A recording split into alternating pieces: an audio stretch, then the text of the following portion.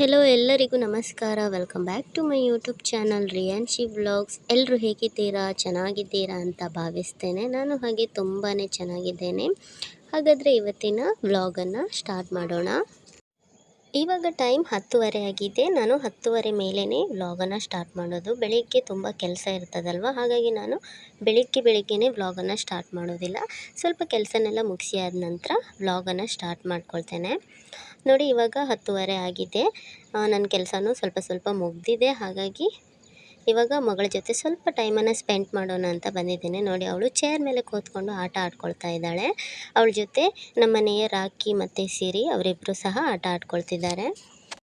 ಇವಾಗ ಸ್ವಲ್ಪ ದಿನ ಆಯಿತು, ಸಮುದ್ರದ ಅಲೆಗಳೆಲ್ಲ ಜೋರಾಗಿದೆ. ಹಾಗಾಗಿ ಮೀನುಗಾರರು ಮೀನು ಹಿಡಿಲಿಕ್ಕೆ ಹೋಗ್ತಾ ಇಲ್ಲ. ಸ್ವಲ್ಪ ದಿನ ಅವರಿಗೆ ಸಹ ರೆಸ್ಟ್ ಆಗಿದೆ. ಹಾಗಾಗಿ ನಾವು ಬೆಳಗ್ಗೆ 6 ಗಂಟೆಗೆ ಎದ್ದೇಳ್ತೇವೆ ಅಷ್ಟೇ. ಮೀನು ಹಿಡಿಲಿಕ್ಕೆ ಹೋಗೋದಾದರೆ ಬೆಳಗ್ಗೆ 4 ಗಂಟೆಗೇ ಎದ್ಬಿಟ್ಟು ಟೀ, ಕಾಫಿ ಹಾಗೆ ತಿಂಡಿ, ಮಧ್ಯಾಹ್ನದ ಲಂಚನ್ನು ಪ್ರಿಪೇರ್ ಮಾಡಿ ಕೊಡಬೇಕಾಗ್ತದೆ. ಇವಾಗ ಹೋಗೋದಿಲ್ಲಲ್ಲ, ಹಾಗಾಗಿ ನಾವು ಸ್ವಲ್ಪ ಲೇಟಾಗಿ ಹೇಳ್ತೇವೆ. ಇವಾಗೆಲ್ಲ 6 ಗಂಟೆಗೆ ಎದ್ಬಿಟ್ಟು ನಮ್ಮ ಕೆಲಸವನ್ನು ಸ್ಟಾರ್ಟ್ ಮಾಡ್ಕೊಳ್ತೇವೆ. ನಾವು ಜಾಯಿಂಟ್ ಫ್ಯಾಮಿಲಿ ಆಗಿರೋದ್ರಿಂದ ನಮ್ಮ ಮನೆಯಲ್ಲಿ 12 ಜನ ಇದ್ದಾರೆ. ನಾವು ಒಂದು 4 ರಿಂದ 5 ಹೆಂಗಸರಿದ್ದೇವೆ. ಹಾಗಾಗಿ ಕೆಲಸ ಸಹ ಬೇಗ ಆಗ್ತದೆ ನಮಗೆ. ಒಬ್ಬರು ಅಂಗಳ ಗುಡಿಸಿದ್ರೆ ಒಬ್ಬರು ದೇವರ ಪಾತ್ರೆಯನ್ನು ತೊಳಿತಾರೆ. ಹಾಗೆ ಒಬ್ಬರು ಪಾತ್ರೆ ತೊಳೆಯೋದು, ಒಬ್ಬರು ಅಡುಗೆ ರೂಮನ್ನು ಕ್ಲೀನ್ ಮಾಡಿ ಟೀ, ಕಾಫಿ ಹಾಗೆ ತಿಂಡಿಯನ್ನು ಮಾಡ್ತಾರೆ. ಹೀಗೆ ಒಬ್ಬೊಬ್ಬರು ಒಂದೊಂದು ಕೆಲಸನ ಮಾಡಿಬಿಟ್ಟು ಬೇಗ ಕೆಲಸವನ್ನೆಲ್ಲ ಮುಗಿಸ್ಕೊಳ್ತೇವೆ ನಾವು. ನಂತರ ಏನಿದ್ರು 10:30 11 ಗಂಟೆ ಮೇಲೇ ಮಧ್ಯಾಹ್ನದ ಊಟಕ್ಕೆ ರೆಡಿ ಮಾಡ್ಕೊಳ್ಳೋದು. ಏನಿಲ್ಲ, ರೈಸ್ ಮತ್ತು ಸಾಂಬಾರನ್ನು ಮಾಡಿದರೆ ಆಯಿತು. ನೋಡಿ, ಇಲ್ಲಿ ನಮ್ಮ ಮನೆಯ ರಾಕಿ ಹಾಗೆ ಸಿರಿ ಮಲ್ಕೊಂಡಿದ್ದಾರೆ. ಇದು ನಮ್ಮ ಮನೆಯ ರಾಕಿ, ಇದು ಹುಡುಗ ಬೆಕ್ಕು. ನೋಡಿ, ಇದಕ್ಕಿನ್ನೂ 2 ತಿಂಗಳಾಗಿದ್ದಷ್ಟೇ, ತುಂಬ ಚಿಕ್ಕವನಿವನು. ಹಾಗೆ ಇದು ನಮ್ಮ ಮನೆಯ ಸಿರಿ, ಇದು ಹುಡುಗಿ ನಾಯಿ ಆಯಿತಾ. ಇವರಿಬ್ಬರದ್ದು ಕ್ಯೂಟ್ ಫೈಟಿಂಗ್ ದಿನಾಲೂ ಇರ್ತದೆ. ಎಲ್ಲರ ಮನೆಯಲ್ಲೂ ನಾಯಿ ಬೆಕ್ಕು ಇರ್ತದೆ. ಅಂದರೆ ನಾಯಿಗೆ ಬೆಕ್ಕು ಬರಲ್ಲ ಅಂತ ಹೇಳ್ತಾರೆ. ಬಟ್ ನಮ್ಮ ಮನೆಯಲ್ಲಿ ಇವರಿಬ್ಬರು ಯಾವಾಗಲೂ ಜೊತೆಯಲ್ಲಿರ್ತಾರೆ. ಕ್ಯೂಟಾಗಿ ಫೈಟ್ ಮಾಡ್ತಾ ಇರ್ತದೆ. ಅದನ್ನು ನೋಡಲಿಕ್ಕೆ ತುಂಬಾ ಖುಷಿ ಆಗ್ತದೆ. ನೋಡಿ, ಇವಾಗ ಫೈಟಿಂಗ್ ಸ್ಟಾರ್ಟ್ ಆಯಿತು. ನೋಡಿ, ಸ್ವಲ್ಪ ಹೊತ್ತು ಫೈಟಿಂಗ್ ಮಾಡೋದು ಮತ್ತು ಹೋಗಿ ಮಲ್ಕೊಳ್ಳೋದು, ಹಾಗೆ ಇವರದ್ದು ನಡೀತಾನೆ ಇರ್ತದೆ.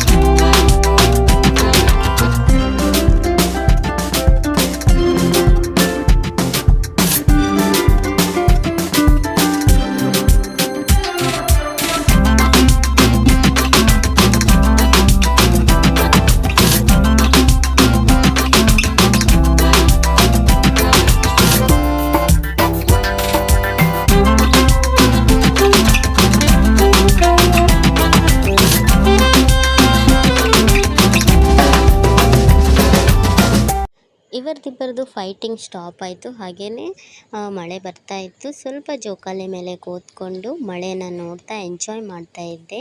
ಈ ಮಳೆ ಬರುವಾಗ ಹೊರಗಡೆ ನೋಡಲಿಕ್ಕೆ ತುಂಬ ಚೆನ್ನಾಗಿರ್ತದೆ ಅಲ್ವಾ. ಹಾಗೆಯೇ ಮಳೆ ಯಾವಾಗ ಸ್ಟಾಪ್ ಆಗ್ತದೆ ಅಂತ ಸಹ ವೆಯ್ಟ್ ಮಾಡ್ತಾ ಇದ್ದೆ ನಾನು. ಯಾಕೆಂದರೆ ಮಳೆ ಸ್ಟಾಪ್ ಆದಮೇಲೆ ಒಂದು ರೌಂಡು ಮನೆ ಆಚೆ ಈಚೆ ಎಲ್ಲ ಸುತ್ತಾಡ್ಕೊಂಡು ಬರಲಿಕ್ಕೆ ತುಂಬ ಚೆನ್ನಾಗಿರ್ತದೆ. ಹಾಗಾಗಿ ಮಳೆ ಕೂಡ ಸ್ಟಾಪ್ ಆಯಿತು. ನಾವಿವಾಗ ಒಂದು ರೌಂಡ್ ಮನೆಯ ಆಚೆ ಈಚೆ ಸುತ್ತಾಡ್ಕೊಂಡು ಬರೋಣ ಅಂತ ರೆಡಿಯಾಗಿದ್ವಿ. ಹಾಗೆಯೇ ಮಗಳನ್ನು ಮನೆಯಲ್ಲೇ ಬಿಟ್ಟು ಹೋಗಿದ್ವಿ. ಮನೇಲಿ ಅಜ್ಜ ಅಥವಾ ಅಜ್ಜಿ ಹಾಗೆ ಚಿಕ್ಕಜ್ಜ ಚಿಕ್ಕಜ್ಜಿ ಎಲ್ಲರೂ ಇದ್ದಾರೆ. ಯಾರ ಜೊತೆ ಸಹ ಬೇಕಾದರೆ ಅವಳು ಆಟ ಆಡ್ತಾ ಸುಮ್ಮನೆ ಇರ್ತಾಳೆ. ಅವಳನ್ನು ಎಲ್ಲಿಗೆ ಬೇಕಾದರೂ ಬಿಟ್ಟು ಹೋಗ್ಬೋದು, ಸುಮ್ಮನೆ ಇರ್ತಾಳೆ ಮನೆಯವ್ರ ಜೊತೆ. ಜಾಯಿಂಟ್ ಫ್ಯಾಮಿಲಿ ಇದ್ದರೆ ಇದು ತುಂಬ ಬೆನಿಫಿಟ್ ನಮಗೆ ತಾಯಂದ್ರಿಗೆ. ಯಾಕೆಂದರೆ ಮನೆಯಲ್ಲಿ ತುಂಬ ಜನ ಇದ್ದರೆ ಯಾರ ಜೊತೆ ಸಹ ಆಟ ಆಡಿಕೊಂಡು ಇದ್ದುಬಿಡ್ತಾಳೆ. ಊಟ ಸಹ ಅವ್ರ ಜೊತೆನೇ ಮಾಡ್ತಾಳೆ ಅವಳು. ಏನೂ ಟೆನ್ಷನ್ ಇರೋದಿಲ್ಲ, ಎಲ್ಲಿಗೆ ಸಹ ಬಿಟ್ಟು ಹೋಗ್ಬೋದು. ಆದರೆ ನ್ಯೂಕ್ಲಿಯರ್ ಫ್ಯಾಮಿಲಿ ಇದ್ದರೆ ಹೀಗಲ್ಲ, ಎಲ್ಲಿಗೆ ಹೋಗಬೇಕಾದ್ರೂ ಮಕ್ಕಳನ್ನು ಎತ್ಕೊಂಡೇ ಹೋಗಬೇಕಾಗ್ತದೆ. ಹಾಗೆಯೇ ನಾವಿಲ್ಲಿ ಸುತ್ತಾಡ್ಕೊಂಡು ಬರೋಣ ಅಂತ ರೆಡಿಯಾಗಿದ್ವಿ. ಮನೆ ಬಾಗಿಲನ್ನು ದಾಟಿದ್ದೆ ತಡ ನಮ್ಮ ಬಾಡಿಗಾರ್ಡ್ ನಮ್ಮ ಮುಂದೆನೇ ರೆಡಿಯಾಗಿದ್ಲು ಸಿರಿ. ಅವಳು ಎಲ್ಲೇ ಹೋಗಬೇಕಿದ್ರೂ ನಮ್ಮ ಜೊತೆನೇ ಬರ್ತಾಳೆ.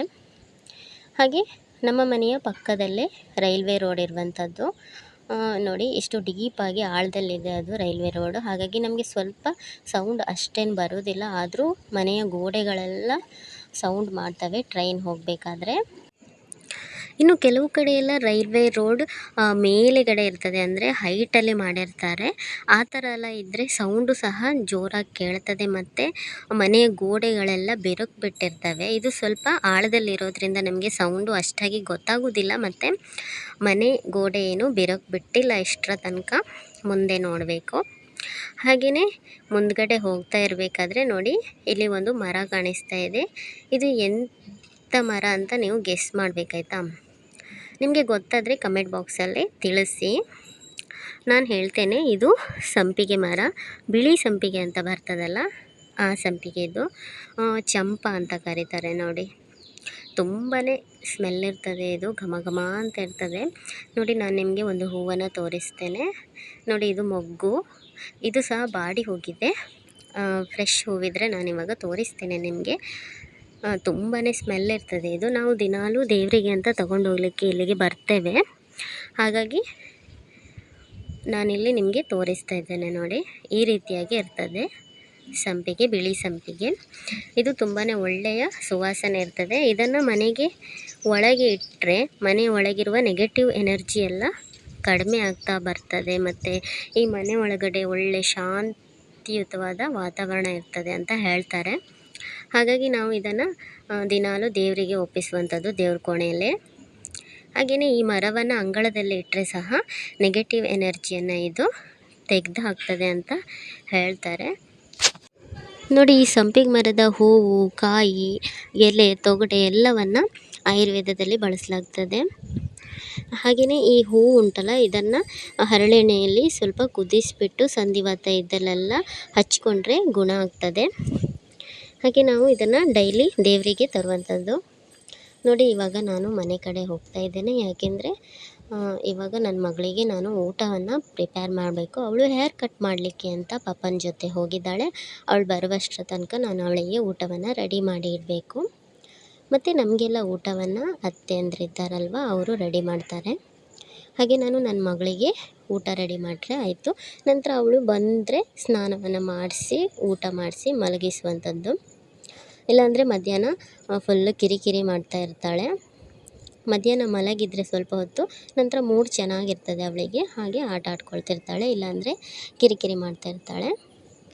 ನಾನು ತಮ್ನೇಲಲ್ಲಿ ಹಾಕಿದ್ದೆ ಅಲ್ವಾ, ಫೈಬರ್, ಪ್ರೋಟೀನ್, ಫ್ಯಾಟ್, ಕಾರ್ಬ್ಸ್ ಎಲ್ಲವನ್ನು ಬ್ಯಾಲೆನ್ಸ್ ಮಾಡಿ ಮಕ್ಕಳಿಗೆ ಈ ರೀತಿಯಾಗಿ ಕೊಡ್ಬೋದು ಅಂತ ನಾನು ಆ ರೆಸಿಪಿನ ಇವಾಗ ಶೇರ್ ಮಾಡ್ತಾ ಇದ್ದೇನೆ. ನೋಡಿ ಮೊದಲಿಗೆ ನಾನಿಲ್ಲಿ ಎಲ್ಲ ಐಟಮನ್ನು, ಅಂದರೆ ಎಲ್ಲ ತರಕಾರಿ ನಿಮ್ಗೆ ಯಾವುದು ಇಷ್ಟ, ನಿಮ್ಮ ಮಕ್ಕಳು ಯಾವ ತರಕಾರಿಯನ್ನು ತಿಂತಾರೆ ಆ ತರಕಾರಿಯನ್ನು ತಗೊಳ್ಳಿ. ನಾನಿಲ್ಲಿ ಒಂದು ಅರ್ಧ ಈರುಳ್ಳಿ, ಅರ್ಧ ಟೊಮ್ಯಾಟೊ, ಹಾಗೆ ಅರ್ಧ ಕ್ಯಾರೆಟ್, ಅರ್ಧ ಬೀಟ್ರೂಟ್, ನಂತರ ಅರ್ಧ ಸಿಹಿ ಗೆಣಸು, ನಂತರ ಒಂದು ಮೊಟ್ಟೆ ಎಲ್ಲವನ್ನು ತಗೊಂಡಿದ್ದೇನೆ. ನಿಮ್ಮ ಮಕ್ಕಳು ಬೇರೆ ಬೇರೆ ತರಕಾರಿಯನ್ನು ತಿಂತಾರೆ ಅಂದರೆ ಅದನ್ನು ಸಹ ಹಾಕ್ಕೊಳ್ಬೋದು ನೀವು. ನೋಡಿ ನಾನಿಲ್ಲಿ ಸಿಹಿ ಗೆಣಸನ್ನು ಸಣ್ಣದನ್ನು ತಗೊಂಡಿದ್ದೇನೆ, ಏಕೆಂದರೆ ಮೊಟ್ಟೆ ಹಾಕ್ತೀನಲ್ಲ ಅದರಲ್ಲಿ ಸಹ ಪ್ರೋಟೀನ್ ಇರ್ತದೆ. ಹಾಗಾಗಿ ಎಲ್ಲವನ್ನು ಚಿಕ್ಕ ಚಿಕ್ಕದಾಗಿ ಚಾಪ್ ಮಾಡ್ಕೊಳ್ಬೇಕು. ನೋಡಿ, ಮಕ್ಕಳಿಗೆ ಅಡುಗೆ ಮಾಡುವಾಗ ದೊಡ್ಡದಾಗಿ ಕಟ್ ಮಾಡ್ಕೊಳ್ಬಾರ್ದು ತರಕಾರಿಯನ್ನು. ಅವರು ಬಾಯಿಗೆ ಸಿಕ್ಕರೆ ಅದನ್ನು ತಿನ್ನೋದಿಲ್ಲ. ಹಾಗಾಗಿ ಯಾವುದೇ ತರಕಾರಿ ಮಾಡಬೇಕಾದ್ರೂ ಈ ರೀತಿಯಾಗಿ ಚಿಕ್ಕ ಚಿಕ್ಕದಾಗಿ ಅವರ ಬಾಯಿಗೆ ಸಿಗಬಾರ್ದು, ಅದು ಆ ರೀತಿಯಾಗಿ ಚಾಪ್ ಮಾಡ್ಕೊಳ್ಬೇಕು. ನೋಡಿ, ನಾನಿಲ್ಲಿ ಎಲ್ಲವನ್ನು ಸಣ್ಣ ಸಣ್ಣ ಪೀಸ್ ಅಷ್ಟೇ ತೊಗೊಂಡಿದ್ದೇನೆ. ಎಲ್ಲವನ್ನು ಸ್ವಲ್ಪ ಸ್ವಲ್ಪ ಕಟ್ ಮಾಡಿ ಫ್ರಿಜ್ಜಲ್ಲೇ ಇಡುವಂಥದ್ದು. ನಂತರ ಒಂದು ಅರ್ಧ ಗಂಟೆ ಮುಂಚೆನೇ ಫ್ರಿಜ್ಜಿಂದ ತೆಗೆದ್ಬಿಟ್ಟು ಅದರ ಕೋಲ್ಡೆಲ್ಲ ಹೋದ ನಂತರ ಅಡುಗೆ ಮಾಡುವಂಥದ್ದು. ನೋಡಿ, ಇವಾಗ ನಾನು ಬೀಟ್ರೂಟನ್ನು ಕಟ್ ಮಾಡ್ಕೊಳ್ತಾ ಇದ್ದೇನೆ. ಎಲ್ಲ ವೆಜಿಟೇಬಲ್ಸನ್ನು ಹಾಕಿ ಚಿಕ್ಕ ಚಿಕ್ಕದಾಗಿ ಚಾಪ್ ಮಾಡುವಂಥದ್ದು. ಈ ಚಿಕ್ಕದಾಗಿ ಚಾಪ್ ಮಾಡಿದರೆ ಬೇಯಿಸುವಾಗಲೂ ಬೇಗ ಬೇಯ್ತದೆ, ಮತ್ತು ಬೆಂದಾದಮೇಲೆ ಅದು ಮತ್ತೆ ಸಹ ಕರಗಿ ಹೋಗ್ತದೆ, ಅಷ್ಟು ಬಾಯಿಗೆ ಸಿಗೋದಿಲ್ಲ. ಹಾಗೆಯೇ ಈ ಸ್ವೀಟ್ ಪೊಟ್ಯಾಟೊ ಆಪ್ಷನಲ್ ಆಯಿತಾ. ಕೆಲವು ಮಕ್ಕಳಿಗೆ ಈ ಸ್ವೀಟ್ ಪೊಟ್ಯಾಟೊವನ್ನು ತಿಂದರೆ ಗ್ಯಾಸ್ಟ್ರಿಕ್ ಆಗ್ತದೆ. ನೀವು ಬೇಕಾದರೆ ತೊಗೊಳ್ಬೋದು, ಇಲ್ಲಾಂದರೆ ಅದನ್ನು ಸಹ ಸ್ಕಿಪ್ ಮಾಡ್ಕೊಳ್ಬೋದು.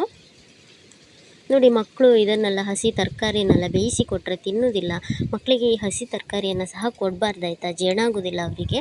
ಹಾಗೆ ಬೇಯಿಸಿನೇ ಕೊಡಬೇಕು. ಬೇಯಿಸಿ ಕೊಟ್ಟರೆ ಮಕ್ಕಳು ತಿನ್ನೋದಿಲ್ಲ. ಹಾಗಾಗಿ ಊಟದಲ್ಲೇ ಈ ರೀತಿಯಾಗಿ ಮಾಡಿಕೊಟ್ರೆ ತಿಂತಾರೆ. ಕೆಲವು ಮಕ್ಕಳು ಬೇಯಿಸಿ ಕೊಟ್ಟರೆ ತಿಂತಾರೆ, ಅಂದರೆ ಅಭ್ಯಾಸ ಇರುವವರು ಈ ಕ್ಯಾರೆಟ್ ಬೀಟ್ರೂಟೆಲ್ಲ ಬೇಯಿಸಿ ಕೊಟ್ಟರೆ ತಿಂತಾರೆ. ನಮಗೆ ದೊಡ್ಡವರಿಗೆ ತಿನ್ನಲಿಕ್ಕೆ ಆಗೋದಿಲ್ಲ, ಚಿಕ್ಕವ್ರು ಹೇಗೆ ತಿಂತಾರಲ್ವ.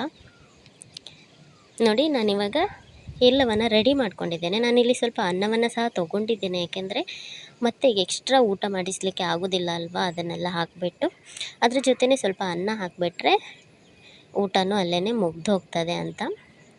ಮೊದಲಿಗೆ ನಾನಿಲ್ಲಿ ಒಂದು ನಾನ್ ಸ್ಟಿಕ್ ತವವನ್ನು ತಗೊಂಡಿದ್ದೇನೆ.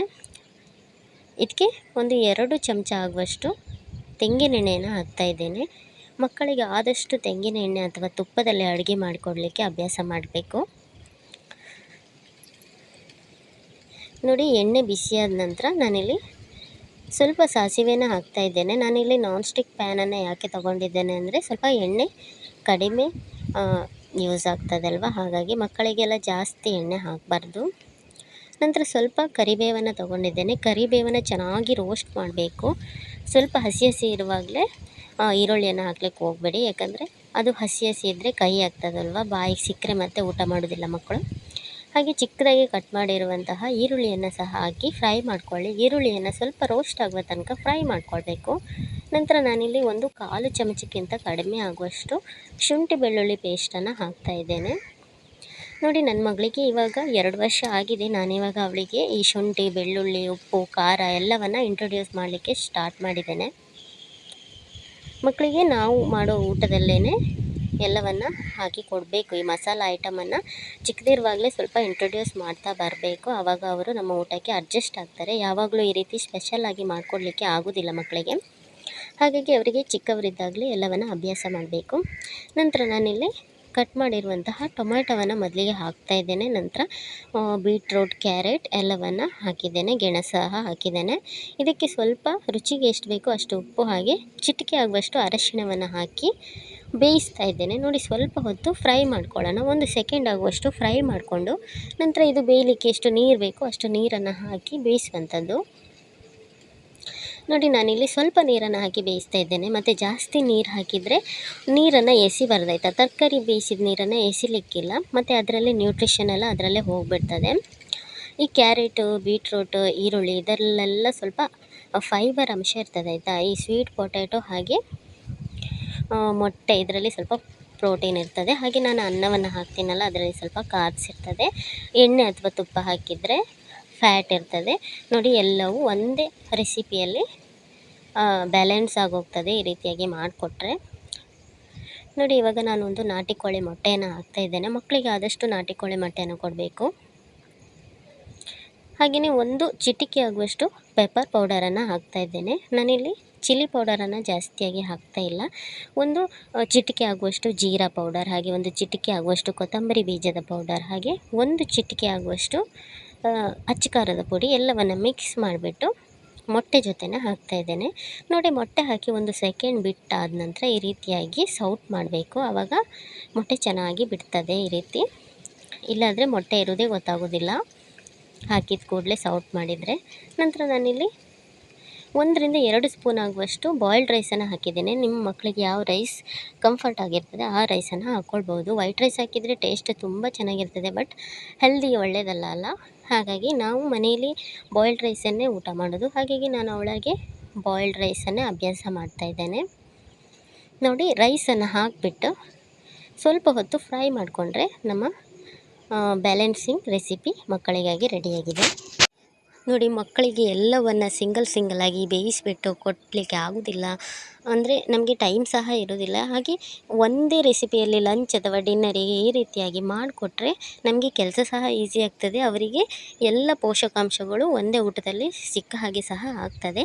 ನೀವು ಸಹ ನಿಮ್ಮ ಮಕ್ಕಳಿಗೆ ಈ ರೀತಿ ರೆಸಿಪಿಯನ್ನು ಟ್ರೈ ಮಾಡಿ ಹೇಗಾಗಿದೆ ಅಂತ ಕಮೆಂಟ್ ಬಾಕ್ಸಲ್ಲಿ ಕಮೆಂಟ್ ಮಾಡಿ ತಿಳಿಸಿ. ಹಾಗೆಯೇ ವಿಡಿಯೋಗೊಂದು ಲೈಕ್ ಮಾಡಿ, ಶೇರ್ ಮಾಡಿ, ಸಬ್ಸ್ಕ್ರೈಬ್ ಮಾಡಿ. Thank you for watching.